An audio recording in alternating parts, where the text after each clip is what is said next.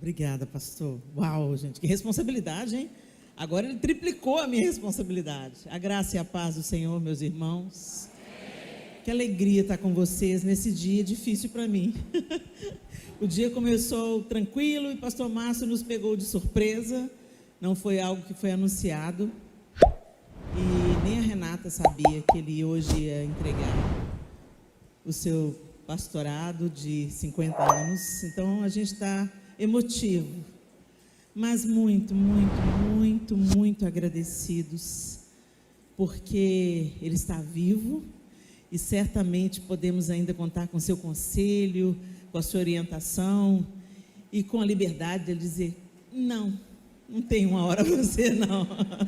Graças a Deus pela vida do pastor Márcio, eu honro, sou ovelha dele há 33 anos, e eu posso dizer que ele deixa na minha vida uma marca de humildade, de simplicidade. Pastor Márcio sempre foi um homem muito simples e de integridade, que eu espero honrar como ovelha dele, tudo aquilo que ele deixou semeado e bem alicerçado na minha vida, na minha casa.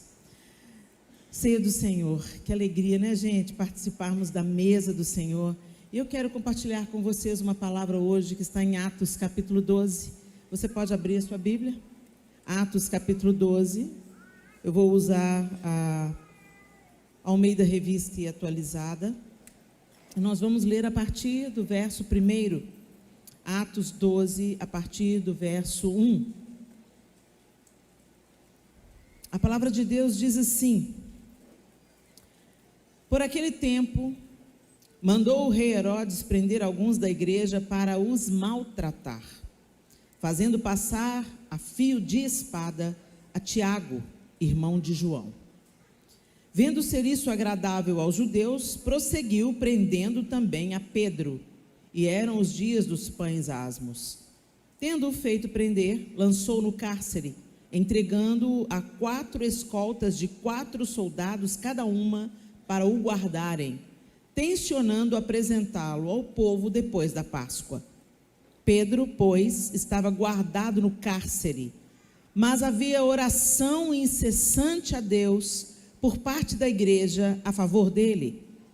Quando Herodes estava para apresentá-lo naquela mesma noite, Pedro dormia entre 2 soldados, acorrentado com 2 cadeias, e sentinelas à porta guardavam o cárcere. Eis, porém, que sobreveio um anjo do Senhor, e uma luz iluminou a prisão. E tocando ele o lado de Pedro, o despertou, dizendo: levanta-te depressa. Então as cadeias caíram-lhe das mãos. Disse-lhe o anjo: cinge-te e calça as sandálias. E ele assim o fez. Disse-lhe mais: põe a capa e segue-me. Então, saindo, o seguia, não sabendo que era real ou se fazia por meio do anjo. Era real o que se fazia por meio do anjo. Parecia-lhe antes uma visão. Depois de terem passado a primeira e a segunda sentinela, chegaram ao portão de ferro que dava para a cidade, o qual se lhes abriu automaticamente. E saindo, enveredaram por uma rua, e logo adiante o anjo se apartou dele. Então Pedro, caindo em si, disse: agora sei verdadeiramente que o Senhor enviou o seu anjo e me livrou da mão de Herodes e de toda a expectativa do povo judaico. Considerando ele a sua situação, resolveu ir à casa de Maria, mãe de João, cognominado Marcos, onde muitas pessoas estavam congregadas e oravam. Quando ele bateu ao postigo do portão, veio uma criada chamada Rode ver quem era. Reconhecendo a voz de Pedro, tão alegre ficou que nem o fez entrar, mas voltou correndo para anunciar que Pedro estava junto do portão. Eles lhe disseram: estás louca? Ela, porém, persistia em afirmar que assim era. Então disseram: é o seu anjo. Entretanto, Pedro continuava batendo. Então eles abriram, viram-no e ficaram atônitos. Ele, porém, fazendo-lhe sinal com a mão para que se calassem, contou-lhes como o Senhor o tirara da prisão e acrescentou: anunciai isto a Tiago e aos irmãos. E saindo, retirou-se para outro lugar. Sendo já dia, houve não pouco alvoroço entre os soldados sobre o que teria acontecido a Pedro. Vamos até aí. Esse episódio fala muitas coisas e ensina muitas coisas para a gente. Primeira coisa que é bom a gente lembrar é que esse episódio aconteceu com Pedro. Pedro, o mesmo que havia negado Jesus. Pedro, o mesmo homem impulsivo que havia cortado a orelha de Malco quando este veio junto com os soldados para prender Jesus. Pedro era um cara impulsivo, Pedro era um cara sanguíneo hemorrágico, né, como dizem. Ele agia primeiro, depois pensava. E Pedro, tantas vezes, tão audacioso, mas ao mesmo tempo tão vacilante. Pedro, em um momento, fala com Jesus: Jesus, tu és o Cristo, Filho do Deus vivo. E daqui a pouco ele quer impedir Jesus de subir para Jerusalém para ser morto. E escuta do mesmo Jesus que disse: eu te digo, Pedro, que não foi carne e sangue que te revelou. Daqui a pouco Jesus está falando: arreda Satanás. Então Pedro era essa pessoa que fala: claro que o Senhor não vai morrer, se for preciso eu vou morrer pelo Senhor. Daqui a pouco está arrancando a espada, cortando a orelha do outro, e daqui a pouco foge e nega. Pedro é tão a gente. Nós somos tão parecidos com Pedro. Um dia a gente está morrendo por Jesus, outro dia a gente está negando a Jesus com as nossas atitudes e com as nossas escolhas. A gente gosta muito de criticar Pedro, porque a gente critica tudo aquilo que a gente se vê, né? O outro funciona muito como um espelho, que te incomoda muito no outro, na verdade pode estar revelando muito do seu próprio coração. E Pedro é esse homem, e começa o texto falando que por aquele tempo, que tempo? Aquele tempo Jesus já tinha morrido, já tinha ressuscitado, já tinha sido assunto ao céu, seus discípulos já haviam sido empoderados pelo Espírito Santo para testemunhar de Jesus por toda a terra. Foi para isso que eles receberam poder, para serem testemunhas de Jesus. Não foi para ganhar notoriedade particular, não foi para se transformarem em famosos, não foi para afirmar que tudo que tinha acontecido era verdade e que eles eram para ser tratados de uma maneira diferente, com honras, não. Eles foram cheios do Espírito Santo, e aqueles 11 homens oscilantes, meio acovardados e trancados em casa, com medo de serem os próximos na fila da crucificação, se transformaram em homens ousados, dispostos a morrer pelo Evangelho. E eles se alegravam diante da possibilidade de fazê-lo. Eles se achavam dignos de serem perseguidos por amor a Cristo. E esse Pedro foi preso, e Tiago, irmão de João, morto. Você já pensou o que é isso? Uma coisa é você ser perseguido. A gente fala aqui no Brasil que a gente é perseguido. Gente, isso é uma tremenda cara de pau. Falta de vergonha na cara a gente falar que está sendo perseguido. A gente tem um incômodo aqui, outro ali, um vizinho chato, alguém te despreza pela sua fé, né? Não quer ouvir o seu evangelho, zomba de você, mas perseguição é outro nível. Perseguição você pode ser preso e morto por causa de entregar uma Bíblia, por exemplo. No Oriente Médio isso acontece com recorrência. Você pode ser morto por dar Bíblias de presente. Você pode ser preso se for pego em praça pública pregando o Evangelho. Isso é perseguição. E perseguição é o que está acontecendo nesse contexto aqui. Tiago foi morto. Quando a coisa acontece com alguém lá no Oriente Médio, você fala assim: ô Jesus, sustenta a tua igreja. Mas quando alguma coisa como essa acontece com seu amigo, seu companheiro de jornada, seu irmão, seu filho, aí a dor é outro nível, não é? Pega mais perto da gente. Então eu fico imaginando o coração de Pedro aqui, porque Tiago já havia sido morto e ele estava na fila para ser o próximo. Ele não estava apenas preso, mas o que o texto está dizendo para a gente é que Herodes achou legal, porque os judeus gostaram dele ter executado Tiago, então ele prendeu Pedro e falou assim: eu vou apresentar para o povo depois da festa. E o que ia acontecer? Certamente ele ia ser condenado à morte. E é interessante que a gente nota que, meu Deus, que medo é esse desse homem, né? Tanta guarda para prender um único homem. 4 guardas. 4 guardas de 4 homens, 4 escoltas de 4 homens, e ele ainda estava entre 2 soldados, acorrentado, e ainda preso. Eu falei, meu Deus, que medo, hein? Que aterrorizante que esse evangelista ousado se tornou. Aquele que anuncia o evangelho ousadamente, ele se torna realmente uma ameaça para os planos das trevas. Eu quero que você entenda que o Senhor tem te dado tudo que Ele tem te dado, não é apenas para te mimar, te proteger, marcar a sua identidade. O evangelho não é sobre você. O evangelho é sobre transbordar. O evangelho não é para reter. O evangelho é para servir, o evangelho é para ser anunciado, o evangelho é para saquear o inferno, o evangelho é para libertar os cativos, o evangelho é para trazer vida onde há morte, luz onde há escuridão. O evangelho não é para a gente se isolar no gueto gospel. O evangelho é para vazar pelas paredes da igreja, pelas janelas da igreja e ir transformando tudo ao redor. Então, onde você mora, o evangelho está plantado. Então, como é que está a sua vizinhança? Sua vizinhança está sendo cuidada, discipulada, orientada, amada, cuidada, provida?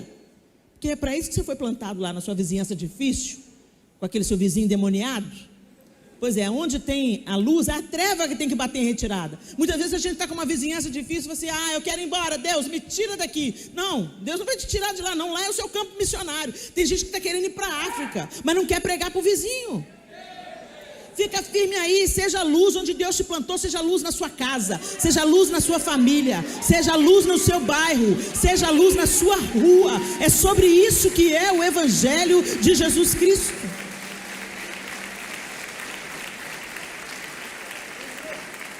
Nós nos tornamos ameaçadores e inconvenientes quando o inferno percebe que onde você passa a luz brilha e pessoas são transformadas. E era isso que estava acontecendo aqui.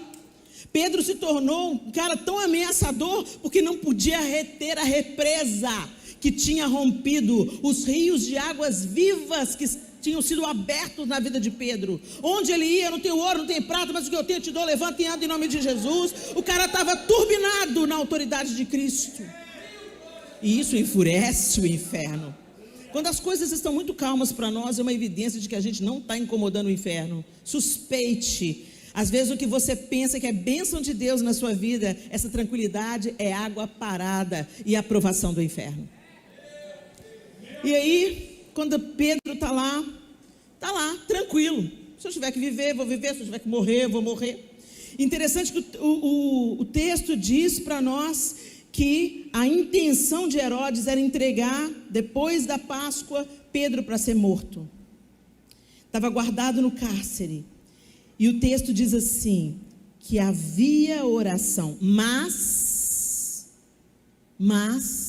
havia oração incessante a Deus por parte da igreja a favor dele.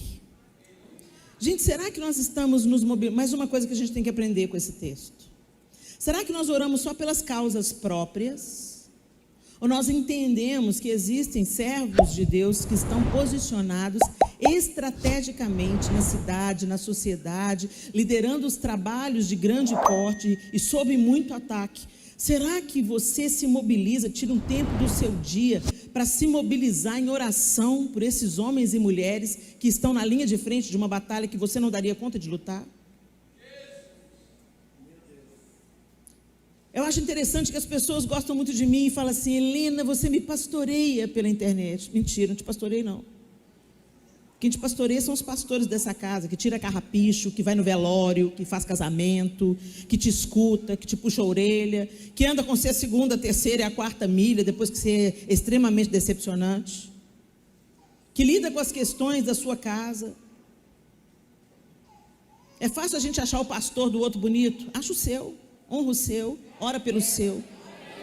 Adota os seus pastores, os pastores dessa casa, em oração e súplica. Seja grato pelos diáconos dessa casa que servem você.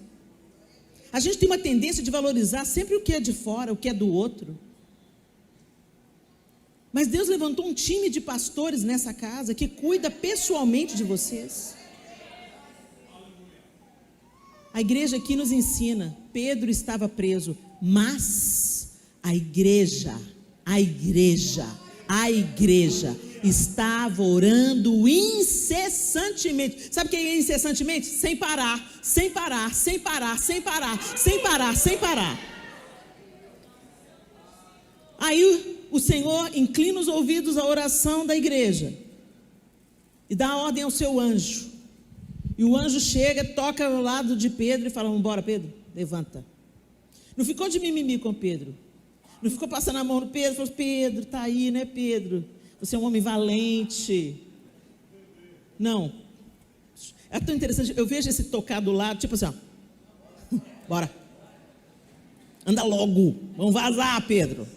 E Pedro estava assim, meio dormindo, meio sei lá, porque ele falou assim, não sabia se era sonho, se era verdade. Na hora que falou, vamos embora, as correntes já caíram. Não, quando Deus quer libertar alguém, gente, não tem cadeia, não tem 4 guardas de 4, não tem corrente, não tem prisão. Não há difícil ou impossível para Deus. A gente tem que entender isso de uma vez por todas. Às vezes a gente olha para a nossa circunstância, para aquela pessoa que a gente está orando há muito tempo e a gente não vê resultado. Deixa eu te falar, continua no seu posto, continua orando. E não duvidando de que não há cadeias que Deus não possa romper na hora que Ele quiser. Mas fique fiel e permaneça no seu posto de oração. Tem gente que ora 1 ano, ora 2 anos, ora 3 anos. E fala assim, Deus não quer não, deixa para lá. Na hora que Deus mandar, para de orar porque eu não quero, aí você para. Se Ele não te falou nada, continue orando. Continue orando. Continue orando. Há um tempo atrás eu conheci uma irmã que ela orou 30 anos pela conversão do marido. Eu falei, 30 anos, pastora, mas eu não desisti. Agora está aqui comigo, está mais na igreja do que eu. Agora eu tenho que ir falando, vamos embora bem, vamos embora bem, vamos embora. E ele não quer sair da igreja.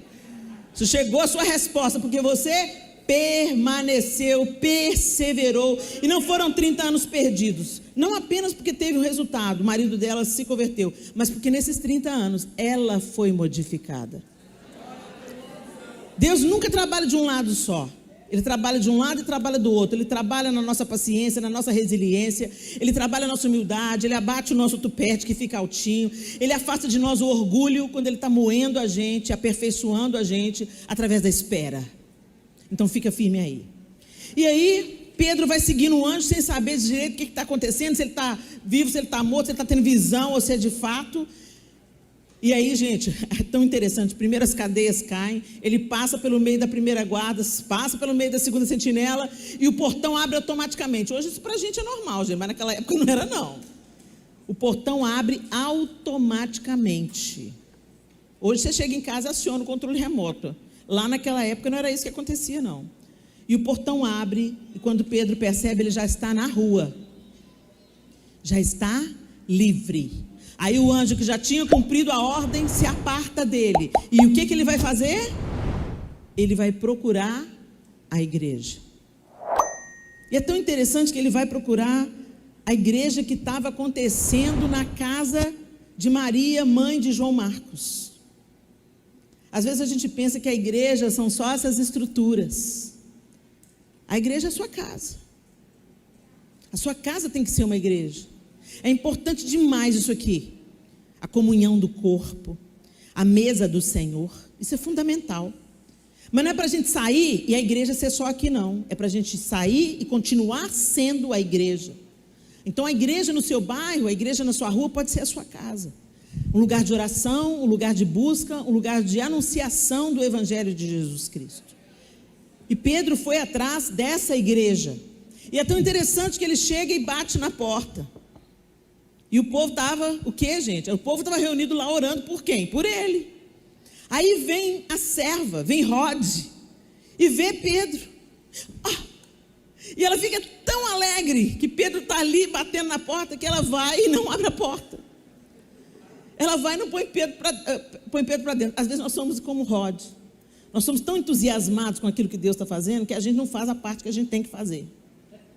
A gente fica só se alegrando. Uau, Deus está libertando, Deus está curando. Abre a porta, Deus está libertando. Olha isso, Deus tirou Pedro. Abre a porta, Rod, porque eu posso ser preso de novo. Completa a obra, faz a sua parte. Às vezes a parte da gente é uma parte tão simples. Era só ela abrir a porta. Mas ela deixou que a empolgação e a alegria ela não cumpriu o que ela tinha que fazer imediatamente. Pedro continuou ali, na berlinda. Ele podia ter sido preso novamente enquanto ele batia. E Rod ficou tão alegre que foi lá contar para o povo. Às vezes a gente quer contar para o povo as bênçãos do Senhor, ao invés de continuar no nosso posto, ou fazer o que a gente tem que fazer. Ela vai, se volta para o povo e fala: Pedro está aí. O povo estava o quê, gente? O povo estava... E o que eles fizeram? Não, é mentira. A gente é a gente, não é a gente? Você está orando, mas quando a bênção chega, você duvida. Ah, será que é isso mesmo? Ah, será que é Deus mesmo que fez? Será que é? E Roger está falando: Pedro está aí na porta. Ô, mas está doida. A menina está doida, está com tanta vontade, coitada, que está doida. Alguém vem anunciar para você o que Deus está fazendo. É doido. Está vendo? Não é bem assim, não. Já aconteceu isso com você? Deus faz um sinal, uma maravilha. Fulano foi curado do câncer. Mas agora vai ter que fazer exame 5 anos, né? Vamos ver se isso não vai voltar. Vamos ver se isso aí não é um placebo, né? Crê, celebra, age, acreditando que Deus é fiel. Você está pedindo, quando Deus manda, você fala: ah, será? Aí ele falou assim: é o anjo dele. Ou seja, mataram Pedro.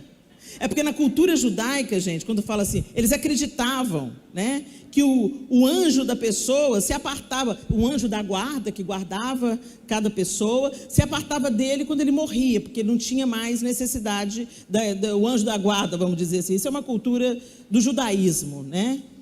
E aí, você deve ter visto o anjo dele. Você deve ter visto um fantasma.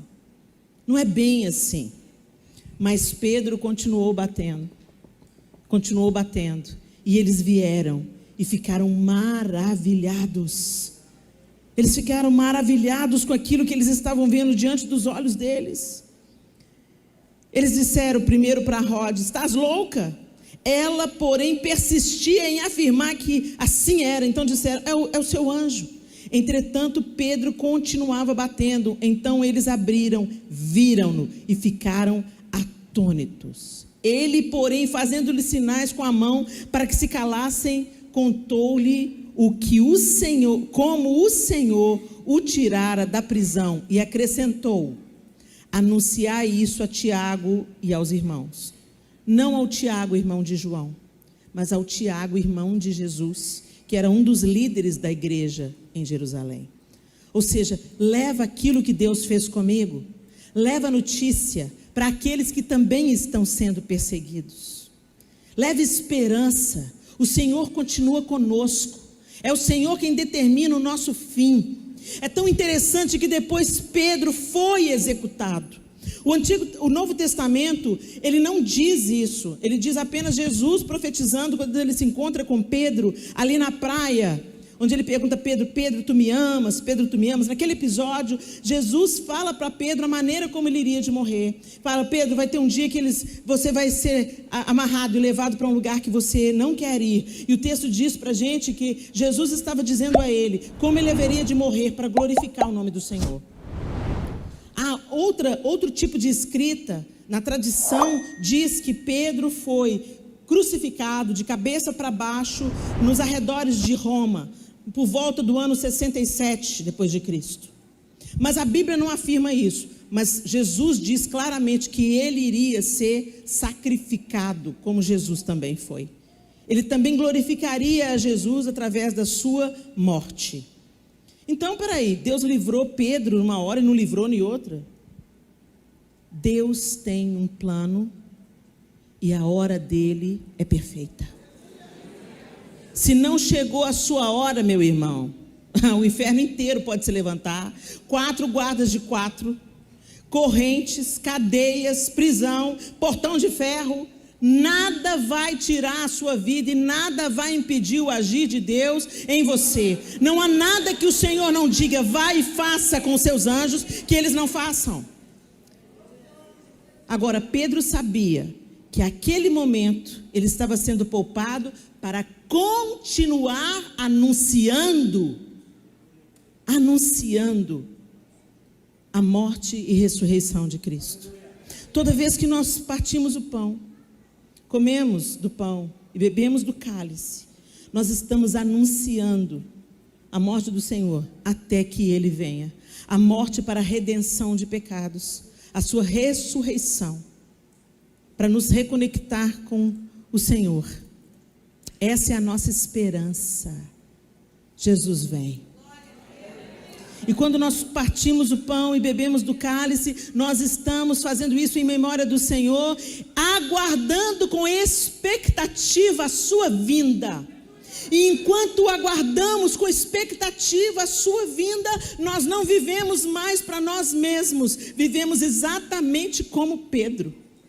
Ele saiu dali, mandou recado para o pessoal. Daqui a pouco, quando você continua lendo o mesmo capítulo, você vai ver que Herodes manda executar os guardas, como se fosse a culpa dos guardas, e logo depois o próprio Deus executa juízo sobre Herodes, porque ele aceita ser chamado de Deus e morre comido de bicho. Tudo no mesmo capítulo. Começa com Herodes triunfando sobre os discípulos e termina com Herodes sendo comido de bicho. Deus executa os seus inimigos. Não é papel nosso executar os inimigos. É o papel de Deus. E hoje a gente está querendo fazer justiça. Hoje a gente está querendo ensinar para Deus como é que Ele vai mudar a nossa história no Brasil. Dar sugestão para Deus como é que Ele pode nos abençoar. Quem Ele pode pôr no poder. A gente quer ensinar Deus a ser Deus. E eu quero te dizer, meu irmão, confia. Não interessa se o pau está quebrando. Não interessa se a gente vai ser preso. Não interessa. O Senhor será glorificado. Se nós somos de fato igreja, o Senhor será glorificado. E nada vai fazer a gente declinar do nosso propósito. Pode bater, pode prender, pode tentar matar. Só vai me matar na hora que o meu propósito acabar. E enquanto o meu propósito não acabar, eu vou abrir essa minha boca grande para falar: o Senhor reina, Ele vai dar um fim à injustiça, à impiedade, e Ele vai nos dar novos céus e nova terra, porque ninguém conserta essa bagaça a não ser Jesus Cristo, o Rei.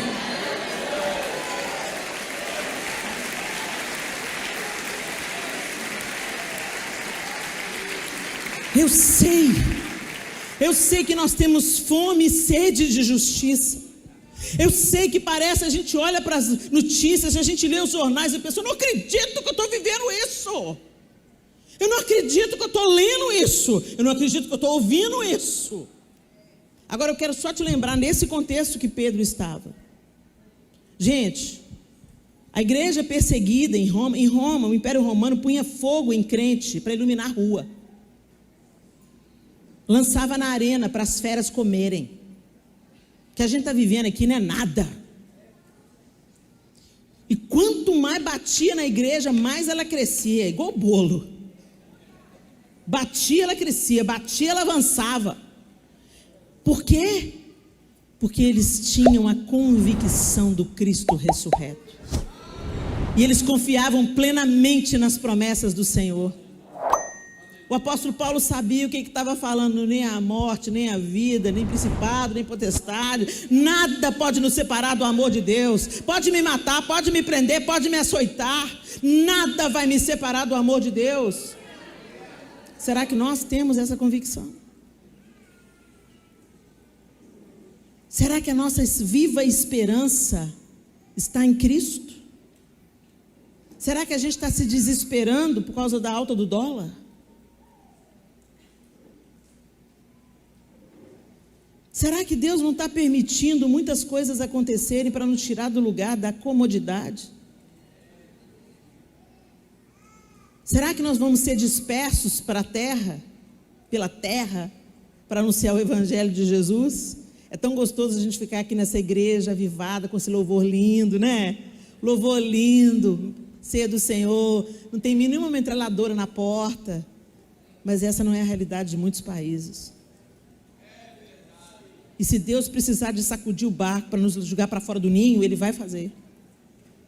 Deus vai usar os meios que Ele quiser usar para que o Evangelho seja expandido.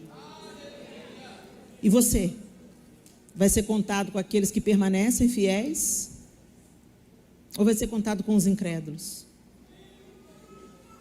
Tem uma coisa boa da perseguição: limpa o muro. A história de ficar em cima do muro não rola mais. Ou você se apega ao Senhor e se apaixona e fica disposto a morrer por Ele, ou você vai seguir o seu caminho e viver pelo seu próprio interesse. Que a gente aprenda com Pedro. A Bíblia não descreve se ele estava desesperado. Em outro episódio, Paulo e Silas estão presos e eles estavam cantando. Será que a gente cantaria preso injustamente? Quando acontece uma injustiça com a gente já abre o bocão: injustiça, eu não aceito, né? Eles estavam presos injustamente e os dois cantando. E aí veio um terremoto. O Senhor continua fazendo terremotos, mas se Ele não nos livrar da cadeia, se Ele não nos livrar, é porque Ele também tem um propósito para ser executado onde nós estamos.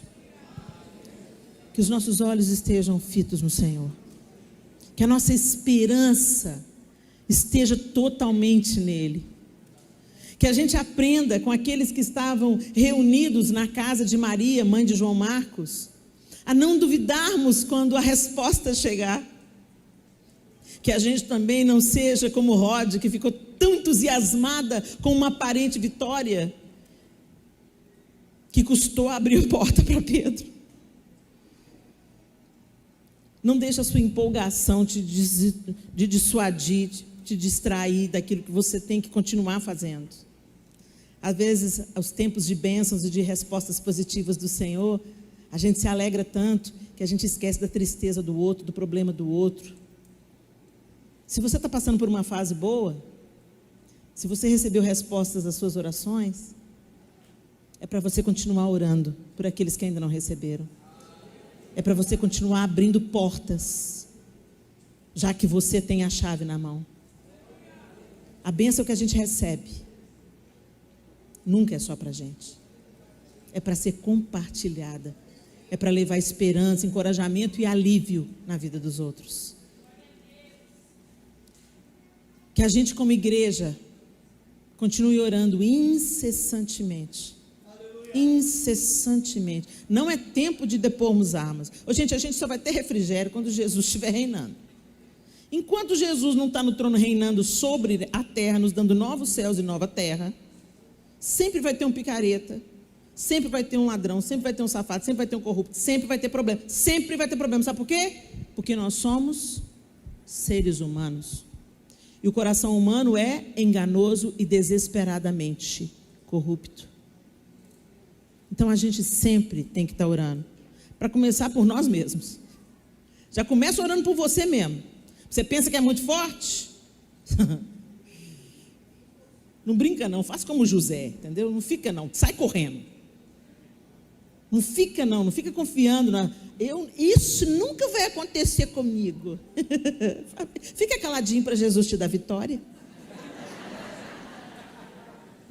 E se for preciso, pernas para quem te quero. Foge da tentação, foge da aparência do mal. Permaneçamos firmes, como Pedro permaneceu. Ele saiu da prisão, fechou a boca, agora eu vou maneirar, né? Já que o Senhor me deu livramento, então agora eu vou maneirar. Não, o Senhor deu livramento para Pedro, para ele continuar anunciando a verdade. Deu livramento porque o tempo dele ainda não tinha chegado de glorificar a Deus através da sua morte. Então eu estou te dando mais vida, Pedro. E eu estou te dando mais vida para você continuar ensinando a verdade, anunciando a verdade, operando sinais e maravilhas em meu nome. E é por isso que a gente está vivo aqui hoje. Não é para a gente vir comer do corpo de Cristo, beber do seu sangue em memória dele, para voltar para a nossa vidinha confortável e egoísta. É para a gente andar por aí, pelas ruas do Guarujá, transbordando Jesus. Feche os seus olhos.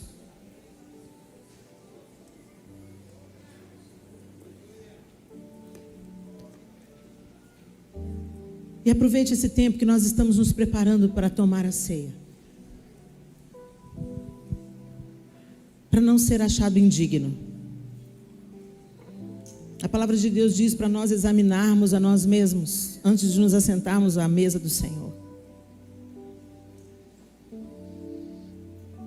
Talvez você está vivendo a religião, Deus tem te dado tantas possibilidades, Deus tem te abençoado, te provido, te consolado, respondido às suas orações, e você, satisfeito com seu bem-estar, não tem compartilhado,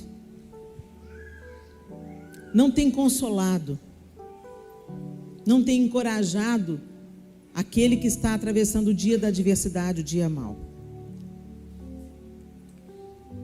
Ou talvez você esteja incrédulo, vem beber da mesa do Senhor, mas secretamente no seu coração você questiona o amor de Deus. Senhor, por que nós estamos passando por isso? Senhor, por que o Senhor não escuta a minha oração? Senhor, por que o meu filho ainda não voltou para os caminhos do Senhor? Senhor, por que o meu marido, Senhor, não se converte, não vem para o Senhor? Eu tenho sido fiel. E a gente começa a apresentar diante do Senhor os nossos motivos, que no fundo só revelam um coração ressentido contra Deus e incrédulo de que Ele pode fazer uma coisa maravilhosa no tempo dEle. Isso também é pecado, gente. Então, enquanto a gente vai cantando esse nome, que é sobre todo nome, deixa o Espírito Santo sondar o seu coração.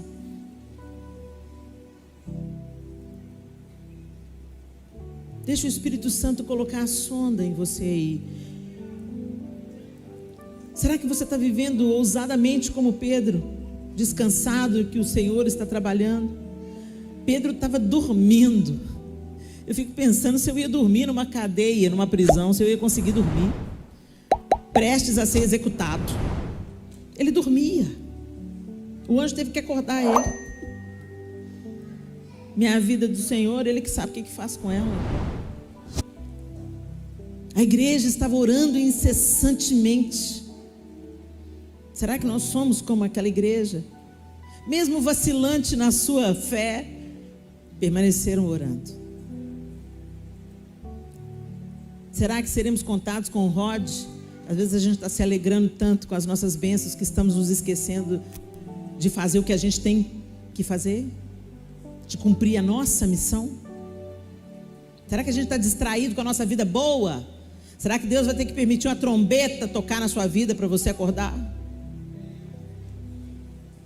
Que o Senhor nos ajude a cumprir o nosso propósito e vocação, a sermos igreja, a orarmos incessantemente, a abrirmos as portas, a sermos facilitadores para que a salvação chegue a tantos que precisam, e que nós sejamos fortalecidos na nossa fé, em nome de Jesus. Você pode cantar esse nome?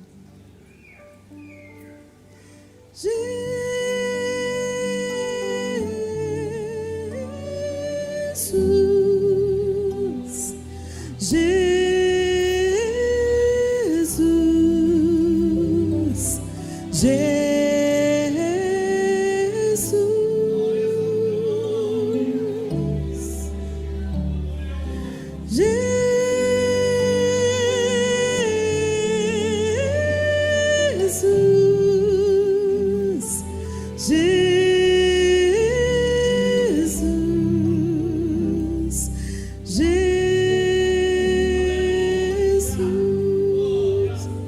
sobre todo nome.